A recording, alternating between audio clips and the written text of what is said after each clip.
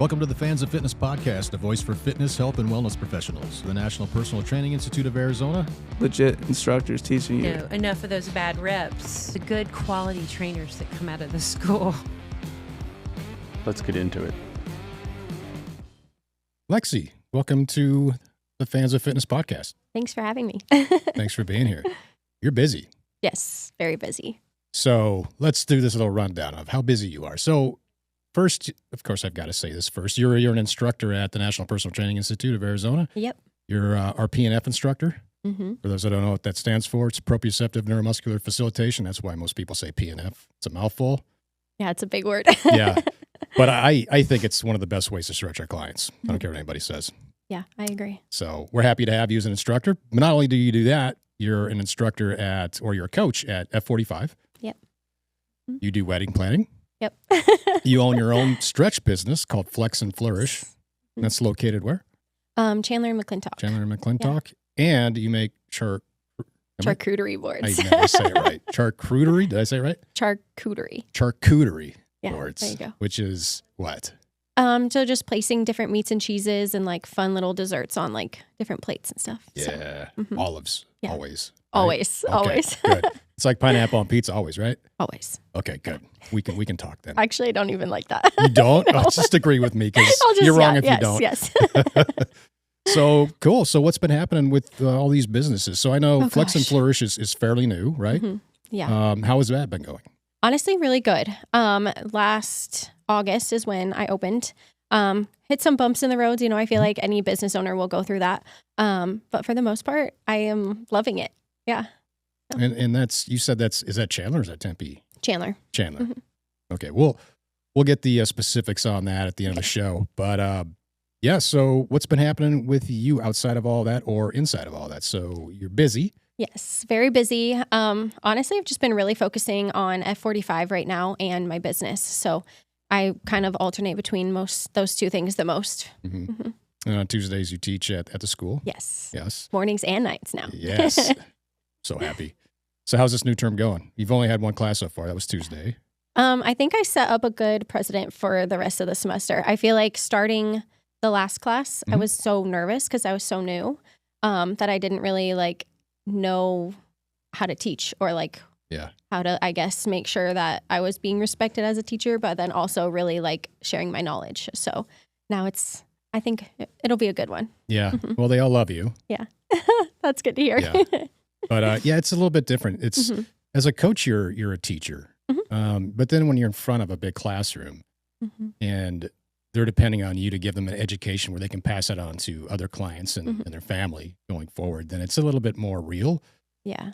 And like we were talking about before the podcast started, teaching, I didn't know I was going to love teaching as much as I did. But I've been doing it for over a decade as a personal trainer. And it becomes just more than one is all it is. Yeah. Instead of one-on-ones where you're teaching for that hour, now it's, several for more than 1 hour. Yeah. But it's also figuring out communication is key as a coach. Yeah. And the same as a teacher. It's the same thing. Yeah. You just have more personalities at one time than just one. Because you could have a new client coming in, or not a new one, but a client that you've had for years. You know their personality. You know how to talk to them. You know how to communicate to them. But then day one of a new class, you've got 12, 15 people in front of you. You're like, all right, all these different personalities. Yeah. Now I got to figure out how to talk to each and every one of you slightly differently just to get the message across. Yeah. So yeah, let's talk about Flex and Flourish a little bit more. Okay. So that started because you went to Stretch Academy for a while, or not Stretch Academy, Stretch Lab. Stretch Lab. So you went through that whole course, and then you became an employee, and you were doing stretching for what, 3 years, 2.5, 3 years, something like that? 2.5, and then prior to COVID, I was working there as well. Okay. So what got you into stretching? So after I finished my bachelor's, COVID hit, and I was like, what am I going to do? So I went on to a physical therapy assistant program, did all of that. And during that is when I found Stretch Lab for the second time. I was just scrolling on LinkedIn, actually. It seems to be a common thing. It works. And just looking for jobs, and I applied and got it right away. And that's when I kind of fell in love with it. And I think a lot had to do with the owners and just like the whole environment at that specific studio that I was at. And it just kind of blossomed from there. Yeah. So you fell in love with it, Yep. so to speak. Yeah. So what were you doing? You got your bachelor's, you said? Yes. What was that in? Exercise science. Exercise. Oh, Yeah. that's right. I ASU. forgot. ASU product. Yeah. Nice. So I kind of, that's a similar thing. Exercise science into stretching. There's science behind that. It's not necessarily exercise, but it helps you exercise better, helps you feel better, move better, helps with inflammation, All of the things. chronic issues. So you worked there for 2.5 years, and then you decided to go out on your own. Yes. Yeah. Yeah. Actually, 1 year ago exactly is when I had this idea kind of just pop in my head. I'm like, oh, I should maybe start my own thing. Like, why am I working for somebody else? And then if you would have asked me a year before that I would be my own boss, I would have laughed at you and been like, nah, it's not happening. I would tell everybody I don't want to be my own boss. But you love it now. Now I love it. Yes. And I think a lot of people don't realize how much they're going to love it. It doesn't come without stress. There's definitely more. Yeah. But some people thrive with that. And I think as a problem solver, if you've got that, you know, you like problem solving, then you're going to love it because that's all it is. Yeah. You're just, you know, sometimes you're on cruise control and things are great. And then you hit a hole in you hit a pothole. You're like, what the hell was that? Yeah. And then you have to kind of pivot in many different ways, not all at once, but sometimes it's just, oh, I need to make sure I do this next time so this doesn't happen, or put this in place, or a policy in many cases, or whatever. But I think it's like I asked this in class yesterday by show of hands, who here wants to be their own boss, independent trainer? Everybody's hands went up. A couple people did this. And I'm like, little apprehension in doing that? I don't know what that means. I'm like, okay, well, we're going to explain what that looks like to be your own boss. Is it scary? Hell yeah, because I've done the same thing. I went from working at Coca-Cola, as everybody knows. Every class knows this on day one. That's how I started. Well, not how I started. That's where I was before I made the transition into this field. And it was comfortable. Clock in, clock out, get paid. As soon as you clock out, you don't have to think about work anymore. You only do that between the hours that you're on the clock, and that's it. Yep. But as an entrepreneur, it's all day. Yeah. All day, every day, your phone is ringing off the hook. You're constantly getting like messages or like something on Instagram. Like it's constant. And as soon as you clear your plate with your to-do list, it just piles back up. It's like digging a hole, like sand.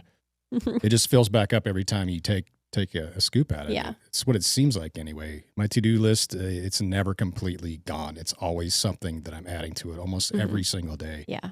But it's rewarding to be your own boss. Yeah. I feel like you learn a lot about yourself.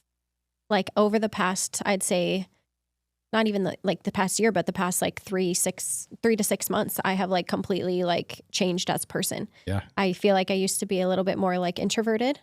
And I could still talk to people. You know, I worked at Stretch Lab. I had to work like all the time, like 8 hours, you know, keeping those one-on-one client interactions like up and fun. You know, you have to be like on top of your workload, right?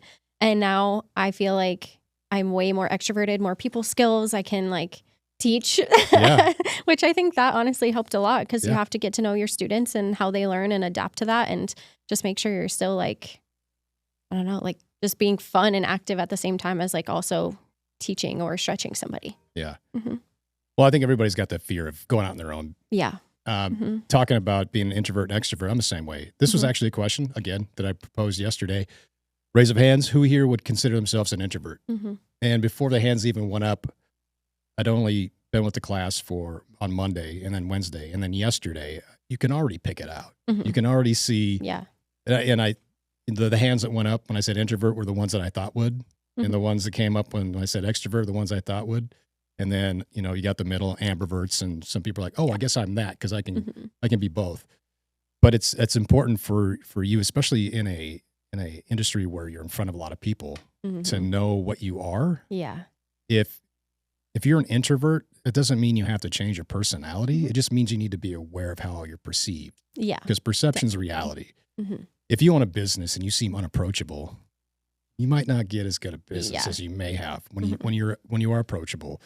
And when I was going through the class in Portland, I asked my director, only because I thought I was, when I went to MPTI in Portland, I was 35.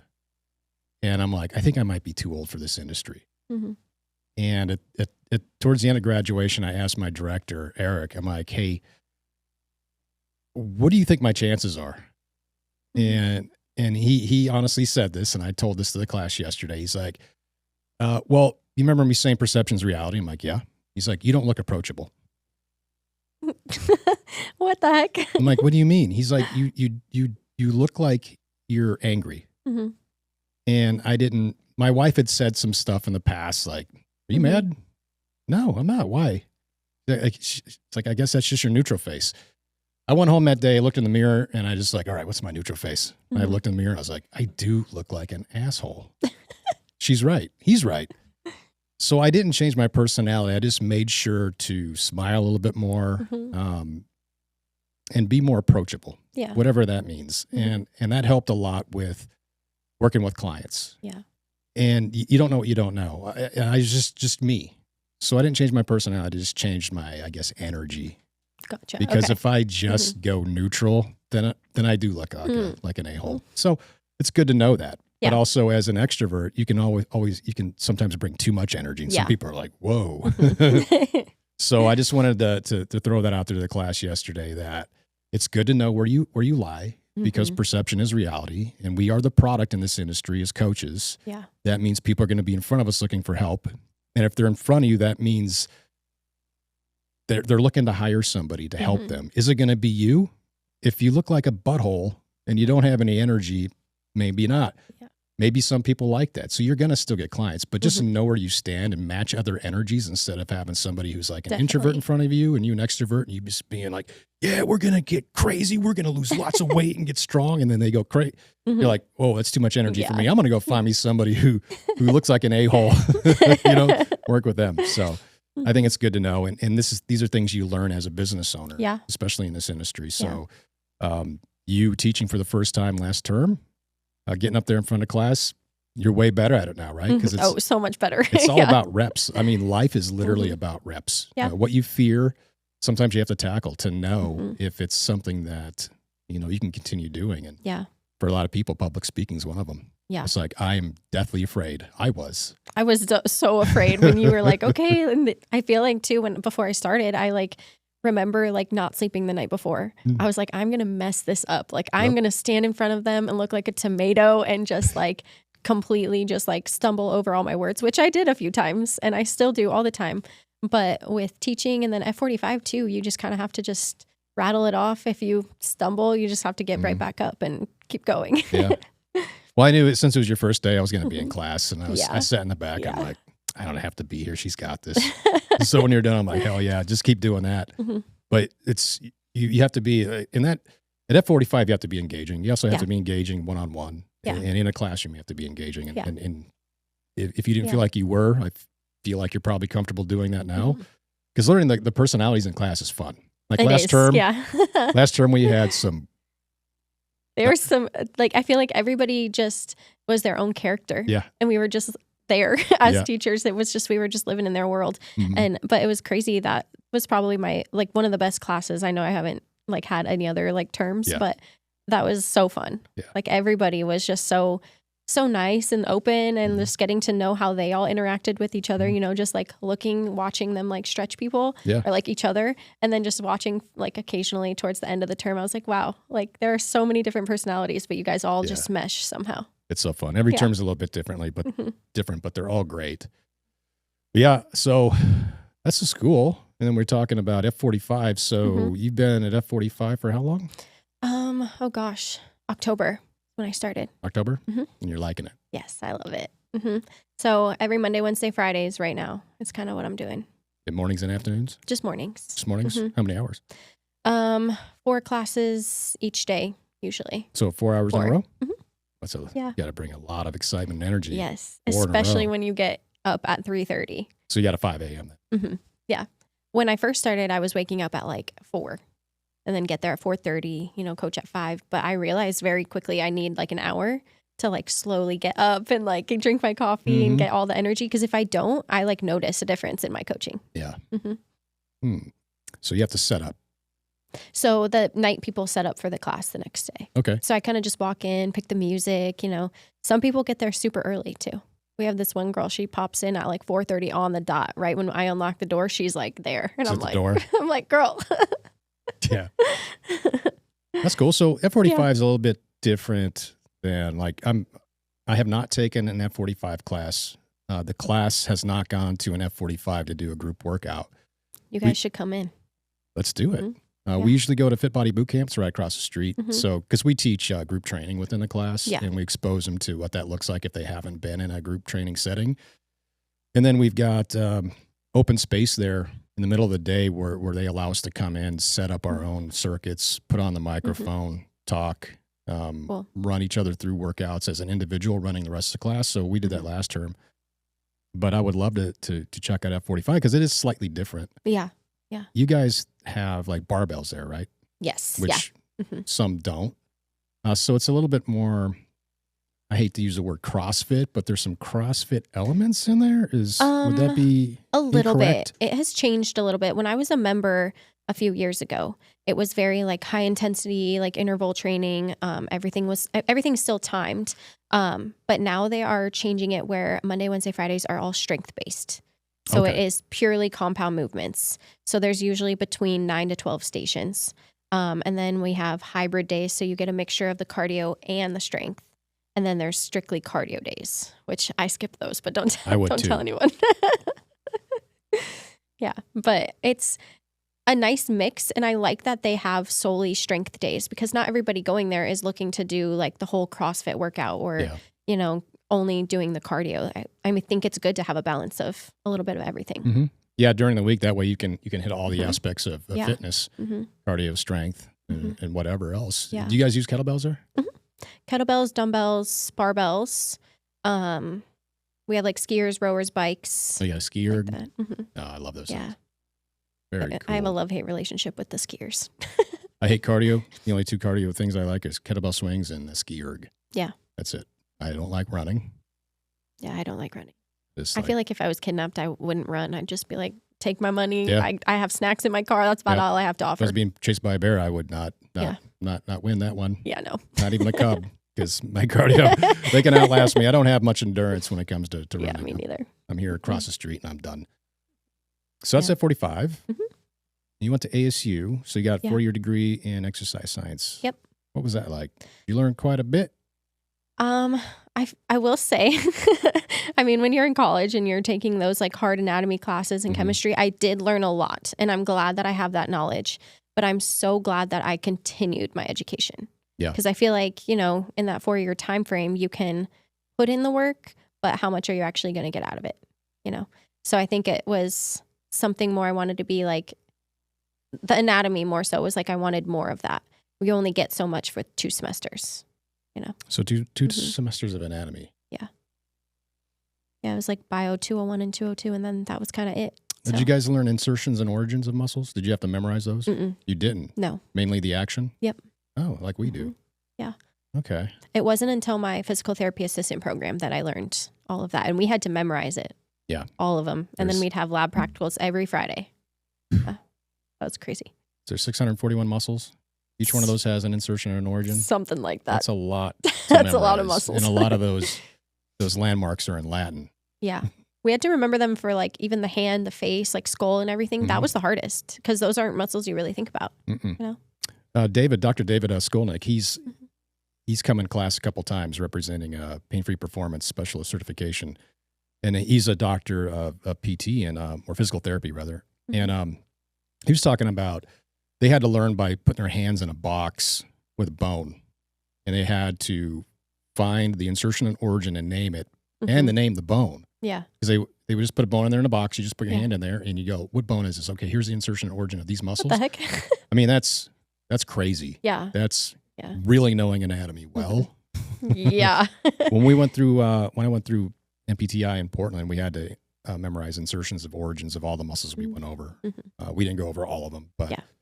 a majority of them, and that's whew.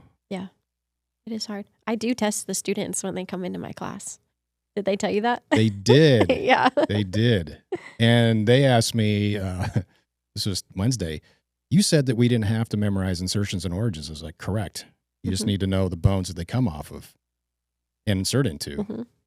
Forget the bony landmarks. It's bonus if you do. Yeah. So they think that they have to now because of what you said. It's really more so the reason behind it. And I didn't start, well, I didn't do it the first term for like the first 2 weeks.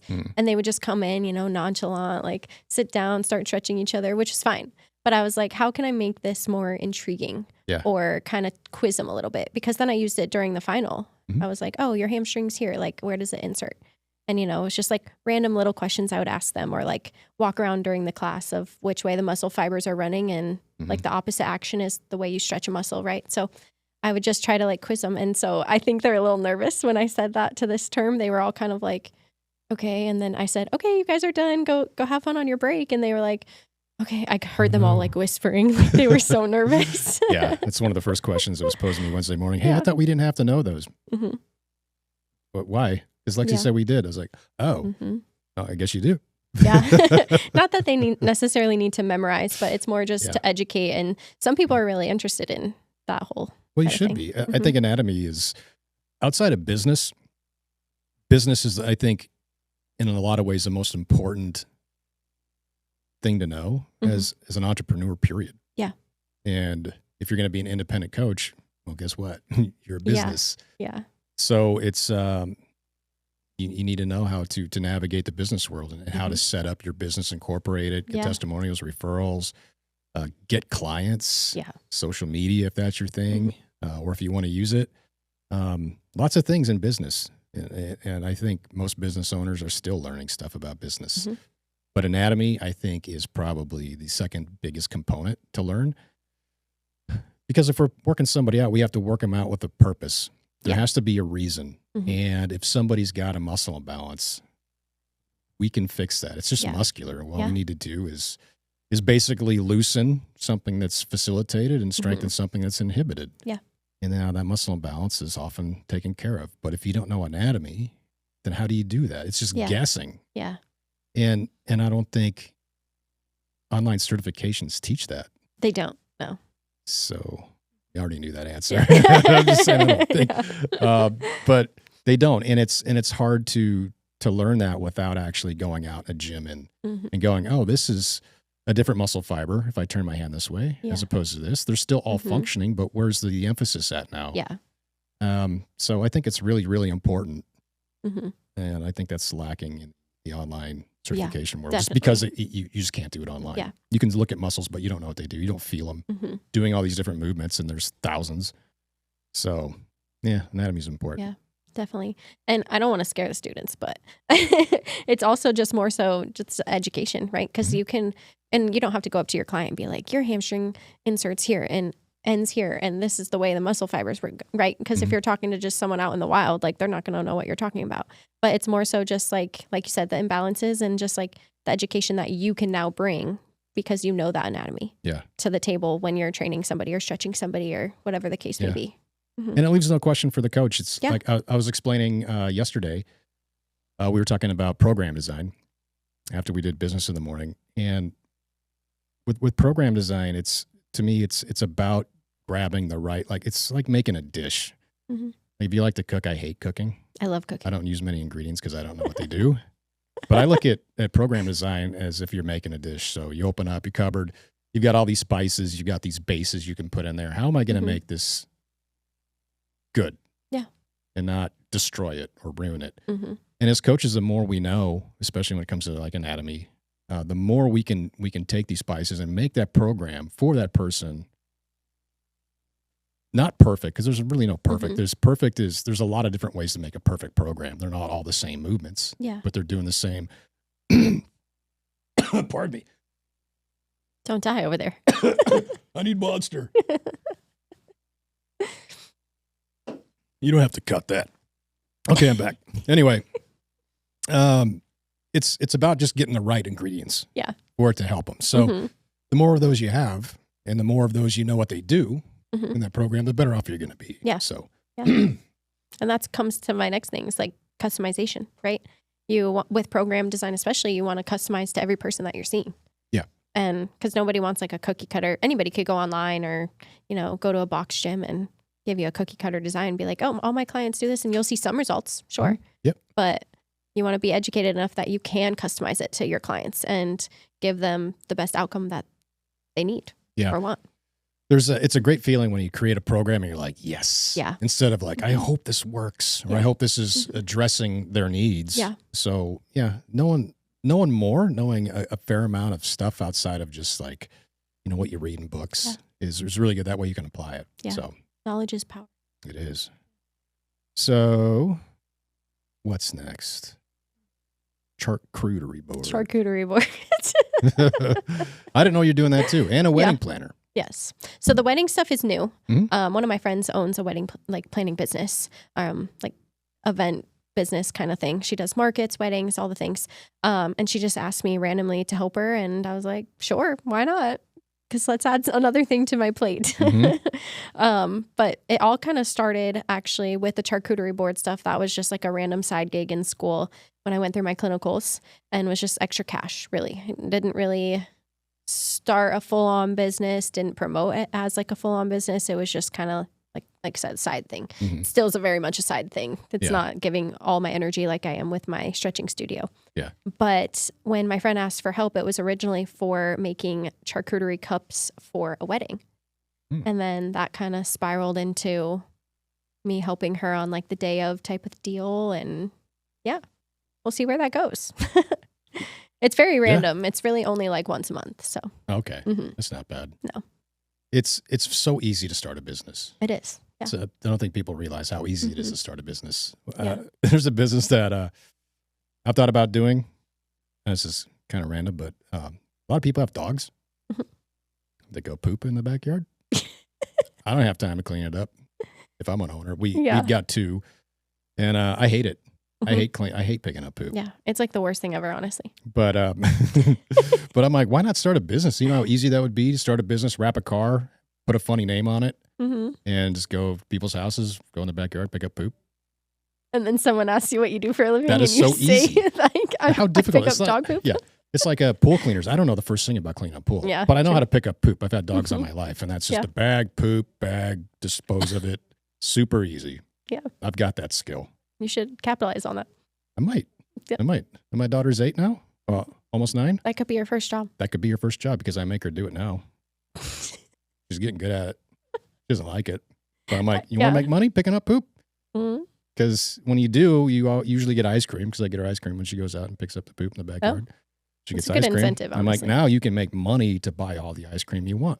You're going to need a license first, unless she just goes around the neighborhood, which there's lots of dogs too. So some people set up lemonade stands when they're like 7 or 8, but dog poop works too. I think you'd make more. You would, yeah. Unless your lemonade's really good. Yeah. Yeah. But it's easy.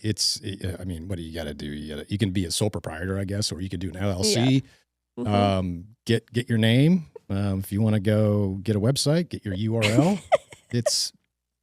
Now you got me thinking about what would I name that dog poop picking up business if I were to do that? You could ask ChatGPT. I'm going to when I get home. Yeah. Find some names that aren't taken. Oh my gosh. Yes. But you could do that with anything. Yeah. And we can do that as independent trainers, and it's not as scary as a lot of people think it is. Yeah.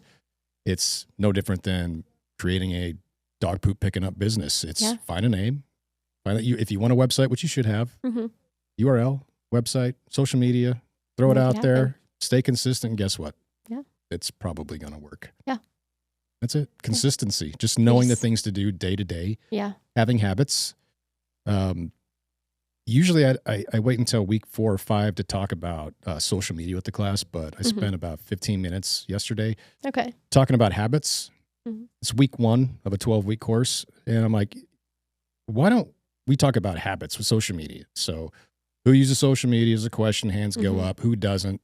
Everybody's hands were up. Yeah. Some people not as much as others. We've had some students that don't use it at all, or they had a Facebook account that they made 15 years ago and they haven't touched it since. You don't have to use it. But if you're going to, there's things you can do right now, some basic habits every single day that's going to move the needle. It's going to bring you that brand awareness that we all need as entrepreneurs.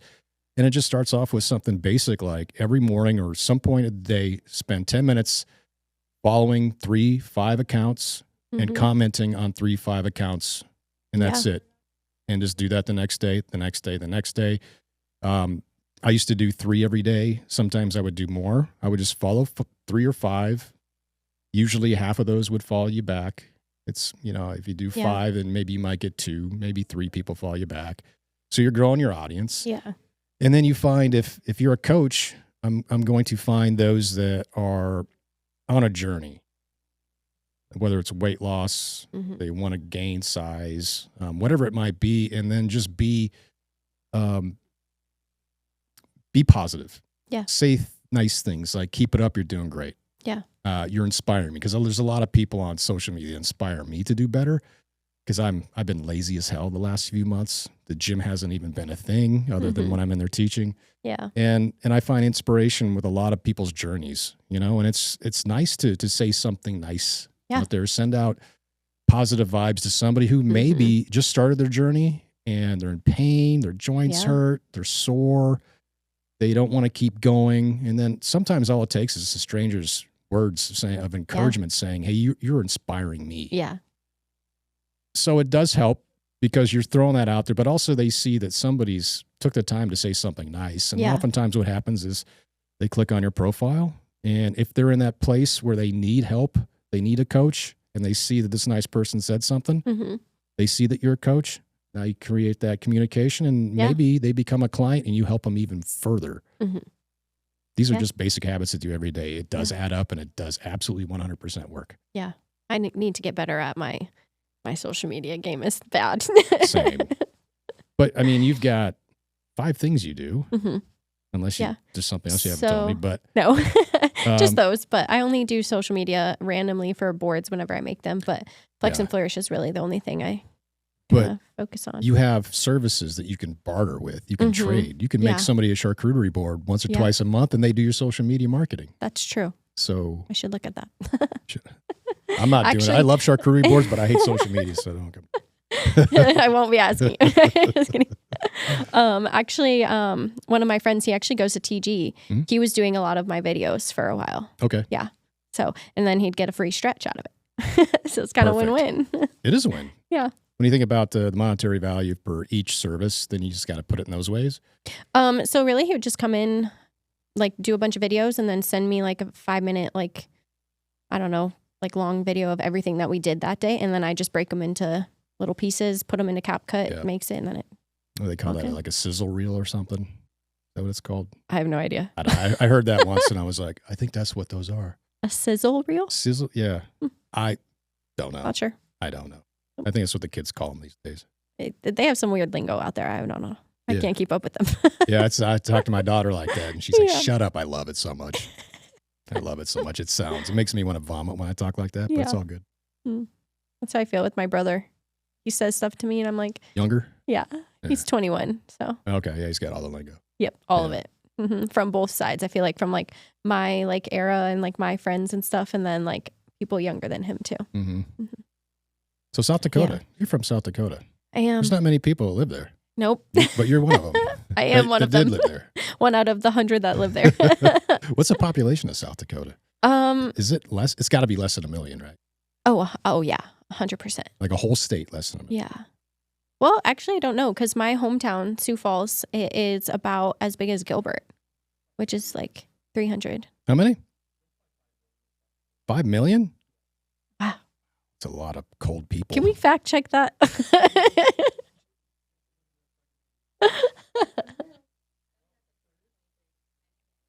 919,000. Wow. Less than 1 million people. I wonder That's why. Crazy. It's freezing. There's not a whole lot to do. It's flat and it's windy. You gotta love hockey. You would think so, but I've never watched hockey until I moved here. Huh. Yeah. Wow. Yeah. I thought that was mandatory. Maybe on like the west side of the state. Is I there? don't know. Is that? The west side of the state has the mountains. They have more like skiing, snowboarding, all that type stuff. They have more like, I guess you could say, winter sports. Okay. But yeah. I drove through North Dakota once. There's nothing there either. Couldn't wait to get out of that state. Flat and windy. Yep. and cold. Same with Nebraska too. Yeah, I've driven through there as well. Jesse, aren't you? You're from Omaha, yeah. Oh. Yep. Yeah. Flat. Dang. Mm-hmm. South Dakota. Yeah. So what made you move here? So when I was growing up, my grandparents were snowbirds here. So I visit them all the time, and I fell in love with ASU. That's all I got. That's it. That's it. ASU. Yeah. You like the logo? Is that what it was? Or was it the weather? It was more so the weather, I think. Okay. But I always wanted to be an ASU cheerleader. Yeah. Were you? No. No. What happened there? Well, I tried out. I made it as an alternate. And then first game of the season came around. And I mean, when you're a college athlete, you don't want to get hurt. So I was just kind of there in my uniform, didn't do anything. And I was like, this is a full-time job you don't get paid for. So I gave it up. And then I was taking a class that next semester and ended up meeting girls and joined a sorority. And then also started bodybuilding with girls that I met in my class. Cool. Yeah, some random girl came up to me. She's like, so I saw you did cheer for a second. I think you should bodybuild instead. And then that, boom, took off. Wow, that's a big change in trajectory there. Yeah. So that was, now I don't bodybuild at all, ever. Did you go to ASU originally to take the exercise science program? Mm-hmm. Yep. Okay. Yeah. So you were already into it anyway, fitness and all that. So. Yep. Yeah, it was ever since I was 12, I wanted to be a physical therapist. Yeah. And I'm not one. Me too. And I'm not one either. Wow. Only because it would have been more college money or more money out of my pocket for school. Yeah, it's crazy how expensive it is. I was going to go to Pacific University when I got done with the personal training school up in Portland. But I'd already had a bachelor's in business management and had $60,000 in student loans. And I looked into Pacific, and I was going to add another 40 to 50 on top of that. And I think that program was only 3 years. Yeah. So I already had a 4-year degree, and I think it was a PhD that you got out of that. And you had to be selected. So I can't say I was going to go there because maybe I wouldn't have been selected. There's that could have happened too. Yeah. But that was on my radar for quite a while. We have a lot of people that come through the class who have aspirations to go to physical therapy school afterwards. Emily, she was teaching PNF. Now she's going to school to be a physical therapist. Just started 6 months ago or less. Oh, gotcha. Less than 6 months ago. Cool. So now she's doing that. I think it's an awesome industry. It's an awesome occupation. And we help a lot of people, but there's pros and cons. I think I got burnt out really fast. Actually, it was towards the end of my program during clinicals, and I was like, this is what I'm going to do for the rest of my life. And I just didn't know what was next. And then boards came around and stuff, and I actually didn't pass my first boards. And then I tried again, and I was like, I don't think I want to work in a hospital. And then outpatient was just more quantity over quality. So, yeah. That, and you're usually not in a gym setting. You're kind of in a clinical space where, you're applying heat, ice, doing mobility work and doing some stuff that's kind of. But a lot of times it's more so the PT techs that are doing all of the work. So it's as a PTA or PT, you're only seeing your patients or clients for maybe 30 minutes, and then the rest of the time you pass them off. And to me, I was I want to be with them for the full hour and a half, however long I have them. Yeah. Yeah. Yep. That ship has sailed. So I'm fine with that. Yeah. I don't think I'll ever go back into that industry. So what's next? What's next for you? Is it just keep trucking on with Flex and Flourish? And... my biggest goal this year is to just double or triple that business. Yeah. So just really, I have a bunch of pop-up plans, set up tables at different events, a lot of marketing stuff. F45 is a huge help with that because we put on events all the time. So I can just set up a table wherever. We're actually doing a park workout next Saturday. Where at? Discovery Park, 8 a.m. It's going to be freezing, but there's free pancakes at the end. That's all you had to tell me. I'll sign you up. Okay. Where's Discovery Park at? That's a great question. I don't know. I feel like I know where it's at, but I don't. I'm assuming it's somewhere in Gilbert because our location's in Gilbert, so I don't think we would make our members drive really far, but... I wonder if that's where the farmer's market is. Is that Discovery Park? I don't know. Maybe I'm wrong. I don't know. Anyway, sure you could just Google it. Discovery Park. 8 a.m. next Saturday? Next Saturday, the 18th. It looks like it's all the way in Glendale. Nope, there's another one down below. Okay. Gilbert. Yeah. Good. Cool. Yeah. So there's going to be a bunch of vendors there, though, and a bunch of people are setting up little tables and stuff. So That's what It'd you be got to do. yeah. Yeah. Mhm. What would be some good places to do pop-ups at? I did one at Knockout Fitness right That'd be before good. Christmas. It's walking distance from my apartment, so that was Mhm. great. What's another? I have one scheduled at TG the next time they do an open house. Okay, cool. I was supposed to do this one this past Monday, but I've been so busy. Yeah. Obviously with like 5 different things. I feel like any really like gyms. Mm-hmm. Mm-hmm. Those would be good. Yeah. Cross promote with gyms. Mm-hmm. Wonder if no, I was thinking physical therapist places, perhaps. That's hard because it's like a little bit into their scope of practice Yeah. a little bit. Yeah. Oh. Well, I have no doubt you're going to succeed. Thank you. No. It's been fun. It's definitely tough. I feel like the first 3 months I was like, this is all it took to start a business. Like everything was so smooth Mhm. and there was no bumps in the road whatsoever. It just everything, the space fell into place. The clients fell into place, everything as far as starting the website, Instagram, just like all just kind of Mhm. fell on top of each other. It's just perfect. And then, I don't know, like a month ago, that was like a big roadblock, but that's okay. It's okay. You fall, you can't be afraid to fail. I think that's like one of the biggest things I would tell people is like, don't be afraid to fail. You have to. Yeah. You have to fail to get back up and Yeah. maybe you were supposed to fail. Yeah. So something could be better Right. or come out of it. Yeah. There's challenges Yeah. in every entrepreneurship, every business that you create. There's going to be challenges, and it just makes you better. Yeah. Because it's never easy sailing. It's never smooth sailing. There's never Yeah. no problems. There's always something. It's just the Yeah. matter of you being able to get back up on your feet after something. Mhm. It's like being an independent trainer. When I went from Yeah. 24-hour fitness to being an independent, there was times where I was like, uh-oh, Mhm. maybe. And this is what a lot of independents go through. They'll have stretches where a lot of people either start doing things on their own, which we want them to do, by the way. We Yeah. want to educate our clients to the point where they don't even need us anymore. Yeah. And that's something that I like to tell my clients. But at the same time, there's just, in the future, you don't know that you're going to lose like 5 or 6 people in 1 month. Yeah. Maybe because somebody moved or vacations, or maybe they can't afford the service anymore because it can be a little expensive. Yeah, definitely. And then there's some months where you're like, I just lost like 6 people, which is the equivalent of X amount. And that X amount is a lot. Where am I going Yeah. to make that up at? So owning a business, especially being an independent coach, you have to have those processes in place or those procedures in place or just things in place to help mitigate those holes for a long periods of time. Yeah. There's lots of things we can do to avoid that. It's just forecasting. It's looking ahead and having Yeah.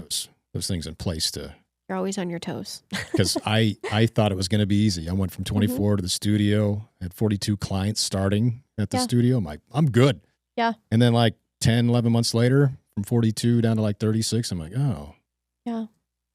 You mean they're not going to stay with me forever? Wouldn't that be nice? Yeah. So yeah, I just had to start doing things to make sure that it didn't continue Yeah. the downward spiral of losing clients. As a coach, as an independent, you just have to continually you can't coast. Yeah. You can't No. take your foot off the accelerator. You've got to continually get out there, bring in that brand awareness to Yeah. to your business and network. And you have to build that culture and that community. Yeah. Most importantly, I think that's probably the most important thing is build that culture, build that community, Mhm. and things are going to happen. Everything will slowly fall into place. But Mhm. yeah, you always have to be ready for something. Yeah. Yeah. That's one thing I think like my biggest lesson is I just wasn't prepared. Mhm. And then something happened and I was like, whoa, like this is not how like I planned in my head, Yeah. especially right before the holidays. That was Mhm. tough. Yeah. Mhm. But you got through it. You're getting yeah. through it. You're Yeah, going to be fine. Definitely. Well, where can people find you? You've got a couple things going on. So let's talk about Flex and Flourish first. Yeah. That's the big one. So how can people find you there? I pass out my cards, I feel like everywhere. I just always have them in my car. Yeah. So if you ever run into me, Instagram is like my biggest platform for that.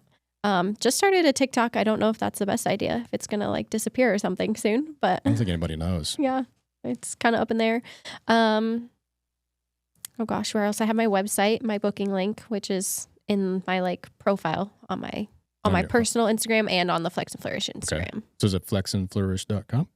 Flex and Flourish Stretch Studio at glossgenius.com. Okay. Yeah. Yeah. Mhm. So Flex and Flourish, the Mhm. name sounds like what it is, but Yeah. what do you do there specifically at Flex Flourish? Okay, so one-on-one assisted stretch, injury prevention, and at-home mobility programs. This one, not many people know about unless you're my client. I will always give you homework. Perfect. Okay. The name says it all, but I don't think it Yeah. says it all. So Yeah.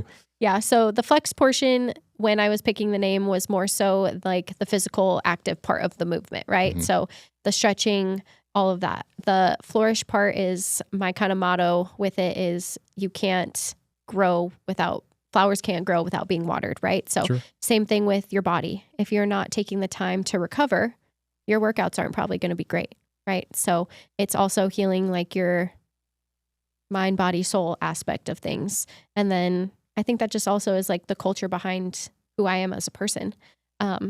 Just always growing and learning and wanting more, and then building my rapport with my clients. So that's like my favorite thing. My clients are my babies. I love them. Yeah. And they're all way too good to me.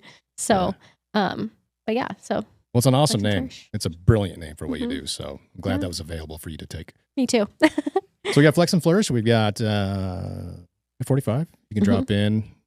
Gilbert in the 202 and Chandler North. Yeah. Drop Where I'll in if be. you want to get a good workout in by Yeah. Lexi in the morning, Mondays, Wednesdays, and Fridays. Hmm. Got that right? But yeah, Cool. Got I'm kind of a- charcuterie boards. yes. Yeah. That is the Joy Table. Don't have a website for that. It's just purely on Instagram. It's called what? The Joy Table. The Joy Table. Mm-hmm. Cool. Little story behind that. Joy Table. My aunt's middle name is Joy, and she passed last December. So she was the person that kind of got me into like making little appetizers and Mhm. hosting and making like whatever you host like fun before like the whole dinner party. So yeah. Cool. Mhm. I'm having one of those tonight. I'm telling my wife that's what I want for dinner. Charcuterie board. Yeah, we've had them. We'll do like pitas, Mhm. olives, hummus. Yeah. All the vegetables, all the meats. And The great thing we've is had that for dinner many times. you can put whatever you want on it. Mhm.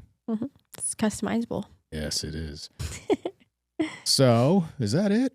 And then the wedding planning, The but wedding that's kind planning. of with my friend. I mean, it's not my business or Yeah. anything. It's just kind of my like side thing. But, Well, awesome. and then if anybody wants to come take my class at MPTI, Yes. come on in. Yeah, we've got some things that we're talking about Yeah. that should come to fruition the beginning of this year, or at least by the middle of the year. We're talking about doing a stretch academy. Yeah. At the school. So there's a lot of coaches that need that information to help their clients even more, and Definitely. you'll take the lead on that and educate. That'll be exciting. And yeah, looking forward to that. So Yeah. yeah, Another thing to add to my plate. your charcuterie plate. Yes. Yeah. Well, it was awesome having you in. I Yeah. appreciate you coming here. Super excited about you teaching this term and just teaching stretching. Yeah. You're doing an amazing job. Students love you, and we're really lucky to have you. Yeah. So- It's so fun. I don't know what else to say. Well, I I think we'll appreciate you having me on, honestly, finally. Yeah. You were nervous. You don't I seem was nervous very about this at nervous. all. Yeah. Yeah. Well, cool. Awesome having you. Yeah. I'll see you next. I don't come in on Tuesdays anyway. I'll see you when I see you. See You when I have to see let me know when all the field trips are. You gonna join them this time? Yeah. Okay. Yeah. Cool. You'll know. Cool. Awesome. Sweet. Well, cool. We'll talk Thanks. soon. It was awesome. Talk to you later. Bye. Bye.